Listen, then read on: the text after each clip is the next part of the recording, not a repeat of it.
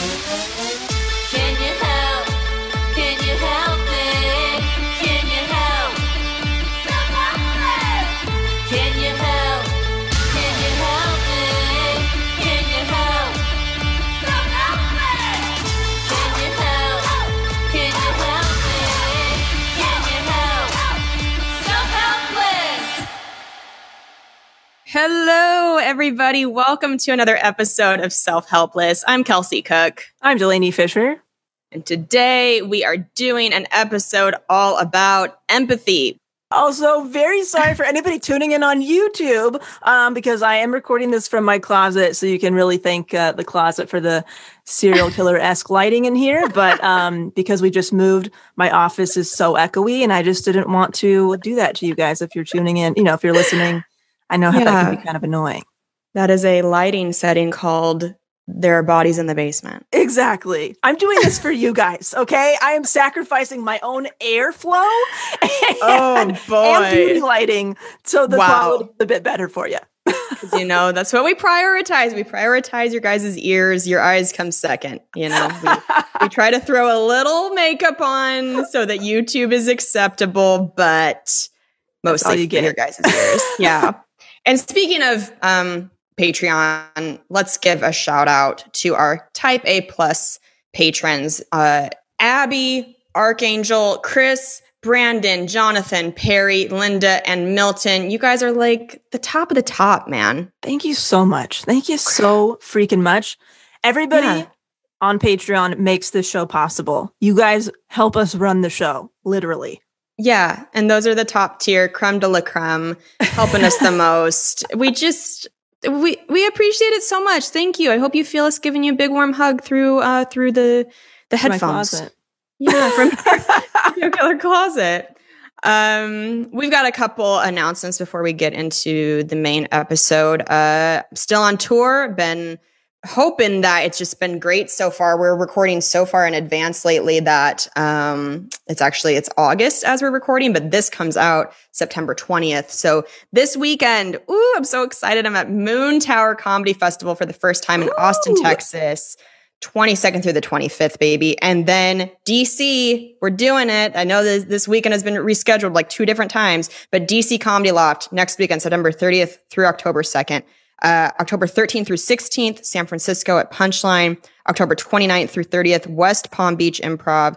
November 4th through 6th, Grand Rapids, Michigan, and Dr. Grins. November 16th through 17th, Naples, Florida. November 26th through 28th, Sacramento, Punchline there. And then more dates being added all the time. By the time this comes out, I'm sure there will be even more. So kelseycook.com for your tickets, and go to ttomcomedy.com to get Taylor's tour tickets. She is in theaters. She is kicking ass. Go get some tickets and see us on the road.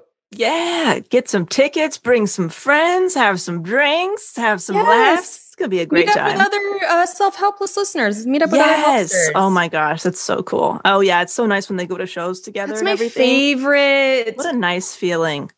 It's pretty cool. It's like having family on the road with you when they come up after a show.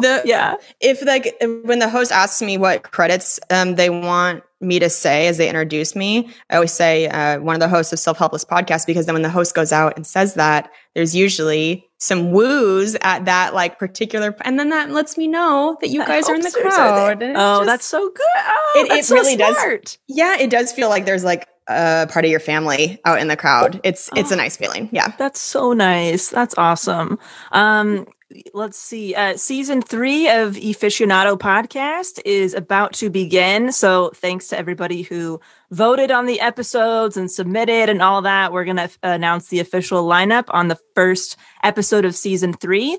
And then there is a little worksheet, what I like to call the side piece, that goes along with each episode of the podcast.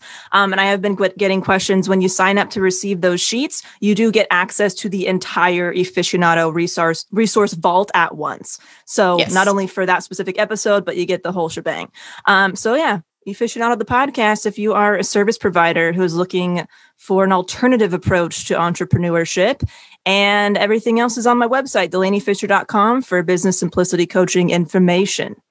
Awesome. And speaking of Taylor, guess who is going to be coming back on the pod for a few episodes coming up, guys? Yes! Taylor's going to come back and do some special episodes with us. So just, keep your eyes open for the news feed every Monday. We've always given you a new episode every Monday, and we've got some fun topics to talk about with Taylor when she's back on for a few episodes. So, and this is a big celebration for our 4-year anniversary. I know we celebrated this in June, technically a little bit, but we heard all the submissions of who do you want as a special guest on the show for our 4-year anniversary, and they're like, bring Taylor back for an episode. So that's what we are doing.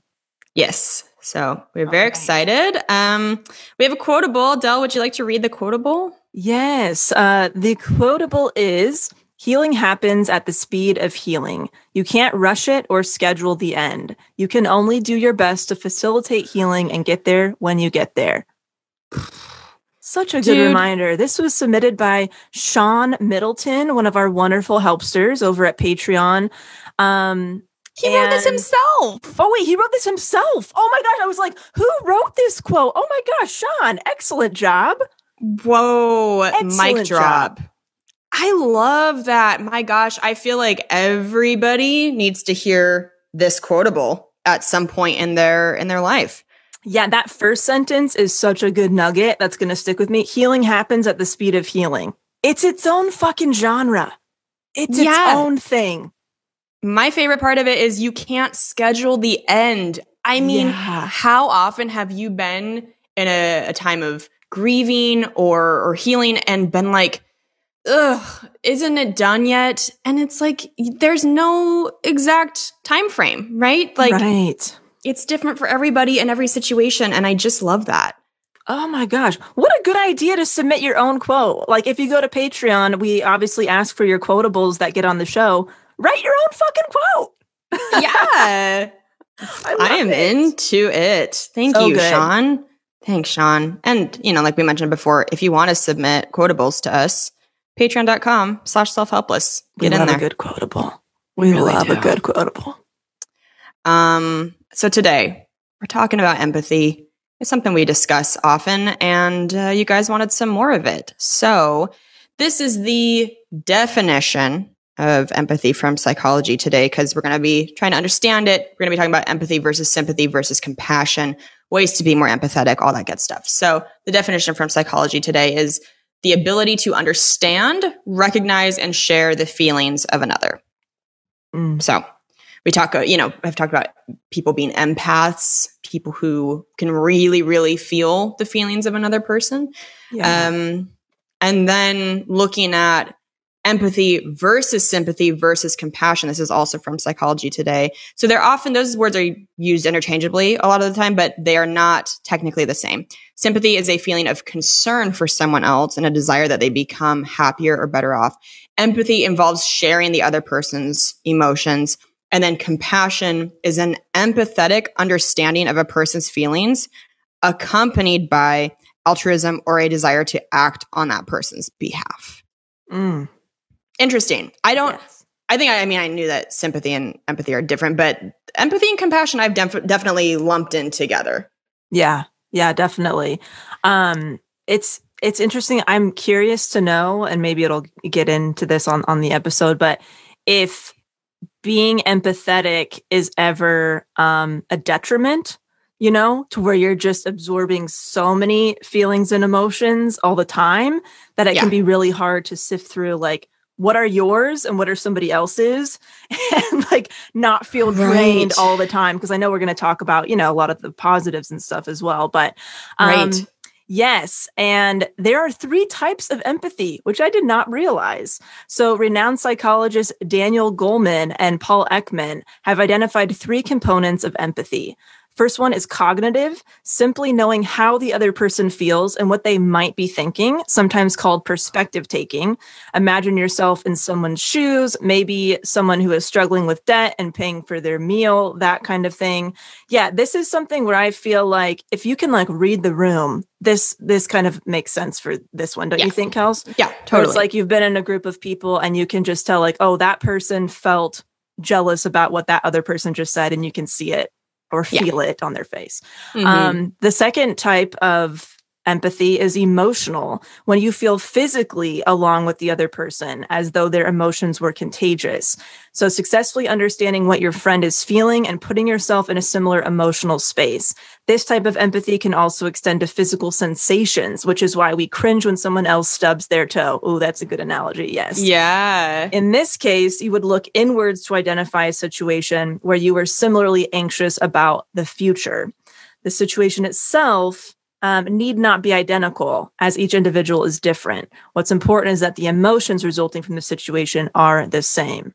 Oh, yes. I feel like you are, you're the person I think of, honestly, in my life when I think of emotional empathy, because think about how often, whether it's on this show or just in our real lives talking to one another, if I'm going through a hard time, you will like tear up. Yes. Like, you're my friend that is like, I'm sorry, I'm crying too. Like, you're so like, you feel it so hard that it also can like make you feel those feelings. Yes, I would say this. I definitely resonate. I mean, I feel like the perspective one too, but I definitely resonate a lot with this, where I just can't help it. It's like somebody tells me something and I am immediately I can't obviously put myself in that exact place, but I think also just hearing the emotion in somebody's voice too really, really gets me. And then the third one, compassionate. With this kind of empathy, we not only understand a person's predicament and feel with them, but are spontaneously moved to help if needed. It is the balance between cognitive and emotional empathy that enables us to act without being overcome with feeling or jumping straight into a problem-solving process. Okay. Okay. So that one is like you kind of feel called to action. Yeah. Okay. So we have the perspective, like reading the room, feeling like you're experiencing the emotions with the person and kind of being called to do something. Sure. Yeah. So interesting. And I'm assuming you can experience all three. Yeah. I think so. It resonates. Are there any particular examples that you feel from your life of you feeling these sort of ways or acting on them? Yeah. So honestly, like, I mean, like you said, Kels, like I really have a hard time sometimes separating from what somebody else is going through. And so, Cam and I will be like in a room with somebody sharing a story, and he will look like he's very unaffected by the story. And I'm like, on the verge of tears, you know what I mean? Right. Or like talking to somebody, I'm like, not saying that there's anything wrong with that, but it will affect the rest of my evening or my day. Right. And sometimes I've even felt like physically ill after like, being around somebody who's going through a hard time, whatever it is, because my body is feeling whatever, kind of emotion they might be feeling or some kind of it. Right. So yeah, it's a big reason why I only watch comedies. Like I don't watch scary movies. I don't watch really sad shit. I just can't. You just absorb it. Affect my day or my week where, Cam can watch anything and be like, okay, cool. You want to go out to dinner and do this thing? Yeah. But yeah, any specific examples with you, Kels, with all these types? Yeah. Things with animals get me really hard in a way that it's like I cannot be exposed to it. If I start to see a video clip online or anything like that, I have to get out of it immediately, because anytime I've accidentally seen something, I am done for the day. Mm-hmm. And it often affects me even longer than that. But I just can't. I can't handle it. I know I've shared a story on here before about seeing a pet store in New York, and the puppies in the window just like they looked sick, and I walked in and there were kittens in cages, and the guy behind the counter he just felt so evil to me and just got such a bad vibe from him. I hated the way he was handling the animals themselves, and I was in tears on the subway. I went to the police precinct. I made all these phone calls, and I kept going until they were taking action. They went and they did an undercover, I think walkthrough or whatever. Yeah. But yeah, it got to a point where I was like, I mean, this is going to take over my life if I don't try to pull back a little bit and tell myself you did everything you could. you have to continue to do your job and like do these other things. But it really does take over for me if I'm exposed to seeing animals treated in a way that they shouldn't be. That's like a really, really hard one for me. Yeah, I'm right there with you. Actually, a lot of when I've met like other vegans and stuff, people are really surprised that I haven't watched things like Earthlings or Dominion or anything else along the lines where you're seeing behind the scenes of animal agricultural and fur trade and everything like that. And I'm like, I heard enough about it. And I did some of the other stuff that felt a little bit lighter. Like I watched Game Changers and, those types of things. And that did it for me. And I don't want to subject myself to that because it's really just going to make me feel helpless. Like I already did the thing that, this is encouraging people to do. I don't need to traumatize myself more. Sure. You're doing the thing. You don't need you don't need any more. Dude, and I was like, for about a year after going vegan, I was really struggling. Like I had trouble sleeping. With Cam, like he's not vegan and I am. So we have the same type of stuff. We have different things in the fridge and all that. Yeah. And I had a hard time picking things up at the store that I used to for him because I would break down into tears in the fucking grocery aisle. So I had basically said, my gosh. Like, can you, this is not me trying to be stingy with my money or anything like that, but do you mind buying those things for yourself and cooking those things for yourself? And I, of course, will get all the options, all the vegan options that you like, no problem. But it's physically making me upset. Like it's making me ill. And he was fine with it. And now, there's been some time that's passed and it still stings a little bit, but I'm able to pick stuff up like that if he really wants me to. But I really couldn't. I couldn't in the beginning. It was too fresh. And although it doesn't feel like I want to be doing those things, it won't make me cry in the grocery store anymore. Yeah. You know what I mean? But I totally understand about the animal aspect for sure. How do you do when he's like cooking meat in front of you or eating meat in front of you? I'm fine with it. Like, I've honestly, I just don't really think about it anymore. Cause now it's been a total of 3 years I've been doing this, but the time that I actually went vegan, it's been over 2 years now. Yeah. So it doesn't affect me as much anymore because, you just have like a new normal and I'm around mostly people who are not vegan. So I had to cope with that. Right. But I had a hard time, and this might be making me sound like a total douche, but I had a really hard time eating at tables where meat was being served. I couldn't watch any cooking shows. I was having a really hard time because all I was seeing was like the meal and immediately thinking about where it came from, seeing images that I've seen, and I couldn't separate it. And I don't want to like push that down in myself because it's obviously there for a reason, Right. And it has inspired me to take a lot of action with like, where I put money and stuff like that. But it can be hard to just get through your fucking day when you are feeling that consistently. Totally. So it's like, how do you care? But also, some of the stuff on hold, Well, that's how I felt about the pet store thing where it's like, it's hard for me to feel less or care less. And yet I also have to come to a point where I'm like, look, you're doing as much as you can do. However, like, unless you want this to be your full-time job as being like an activist for shutting pet stores down and all this stuff, you're probably going to have to at some point go, I did what I could do. And find that balance. Find the balance. That happy medium. Absolutely. And it's like, in the beginning, I used to feel really embarrassed about caring about the environment and animals and collective human health and all that. And I would kind of hide it. I don't feel embarrassed about it anymore. I just don't like really talking about it. I try to avoid it altogether. Yeah, sure. This is from the New York Times. Ways to be more empathetic. We all live in our own bubbles with like-minded individuals around us who have similar standards, beliefs, and education like us.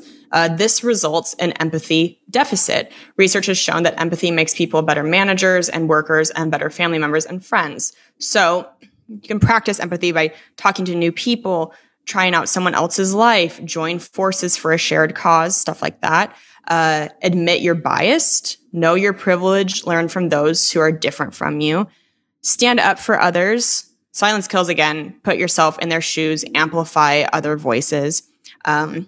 Raise empathetic kids, teach them to fight stereotypes, tell them about the harsh realities by letting them know what they should be grateful for and why, maybe things they have that others don't, and teach them about bias.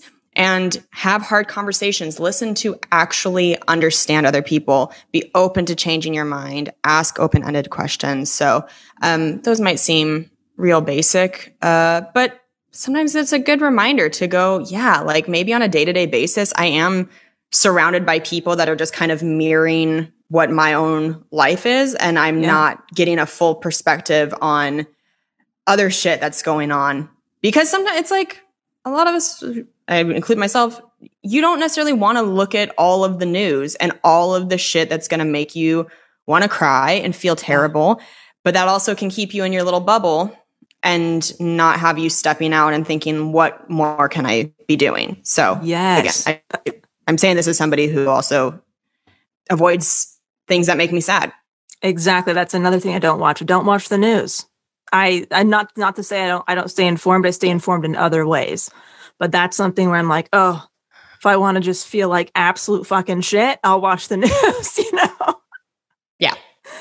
Yeah, thank you. I'm so curious. I would love to have somebody on to talk about like the relationship between probably like empathy and codependency in a way where it's like, when does it become not, you know, unhealthy, or when does it become an issue of like, if you are really experiencing somebody's emotions regularly or something, or you're having a hard time separating or going about your day, like how to, I don't know, like protect your energy or know when to take breaks or all of that kind of stuff.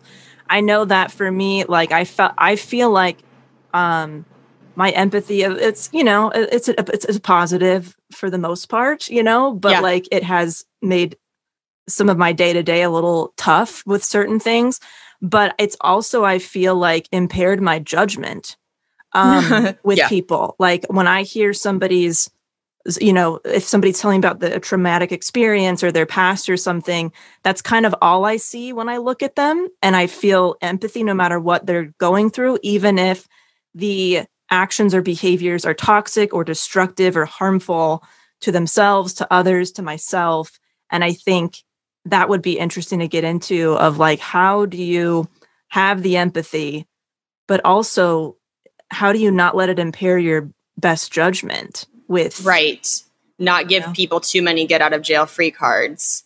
How to recognize when empathy might be being used as like a manipulation tactic in a way as well.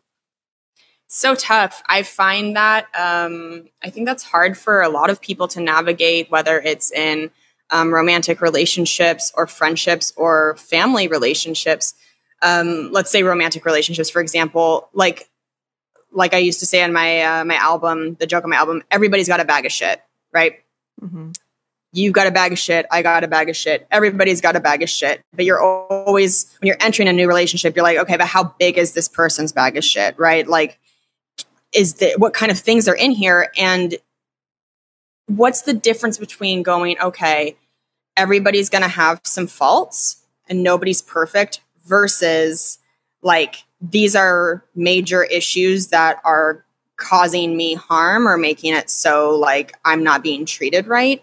Where, like, how much empathy do you give something, right? Right. And that's hard. Exactly. That's hard to navigate. Exactly. And it's like, and when do you know if somebody might be trying to evoke empathy because there's some kind of ulterior motive? Like, it doesn't take a fucking rocket scientist to know like what makes me tick, you know, like, you know, you tell me your story and I want to help and I want to do something. And I've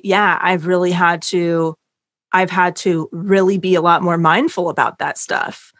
You and I have talked about the idea that, of course, nobody's perfect and people make mistakes, but that a big thing for us is like repeated patterns, repeated mistakes. Because if somebody makes a mistake and you have an open discussion with them and tell them, hey, this isn't okay with me. This is a violation for me of my boundaries or whatever. This hurt me. And then they continue to do that. That's when something can become like, hey, if I continue to let this happen over and over, maybe I'm using too much empathy here. Right. And now it's becoming negative for me.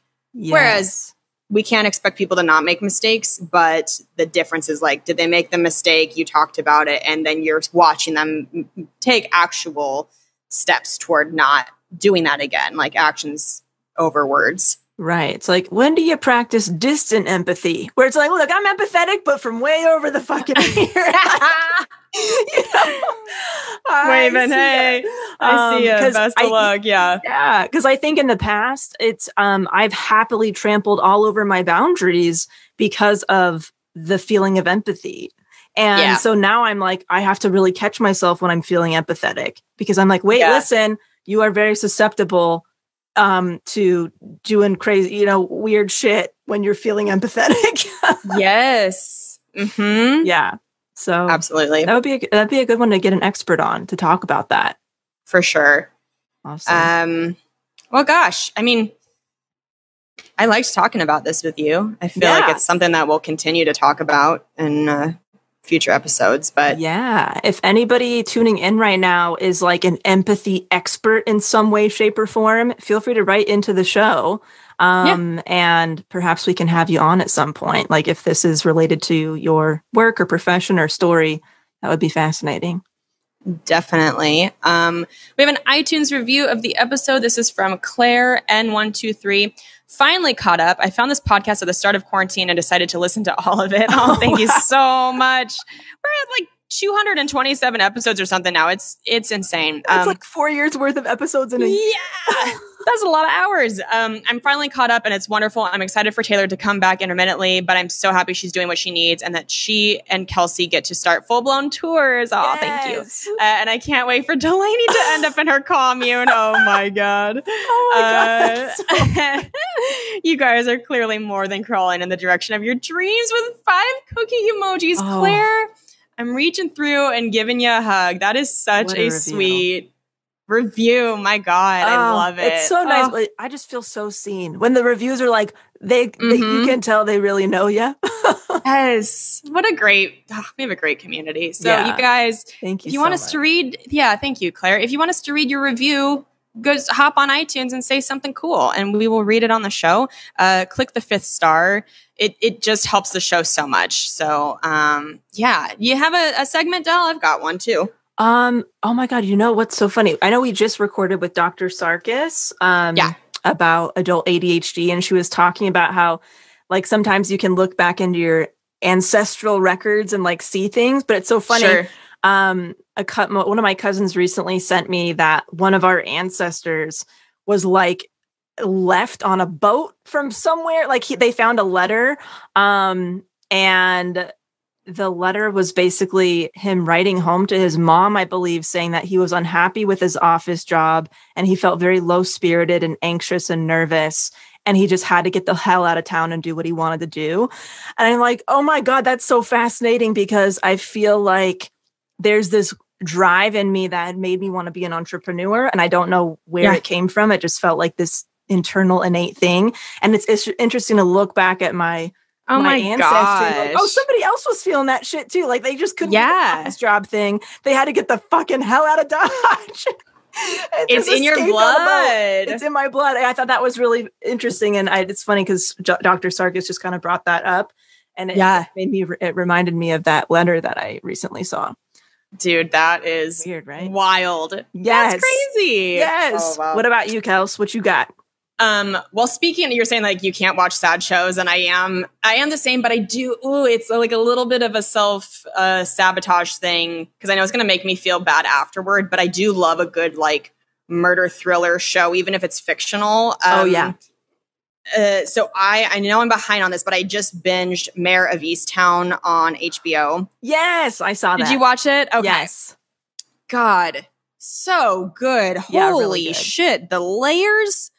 Oh my God. I'm so impressed by people who can write a show like that. Cause I'm just like, man, the jigsaw puzzle that you guys put together to make this show. It's fantastic. So if you're somebody that likes those sort of thriller shows, I know I talked before about how amazing I thought the show The Undoing was, with Nicole Kidman and why can't I think of his name? Grant. Hugh Grant. Thank you. You got it.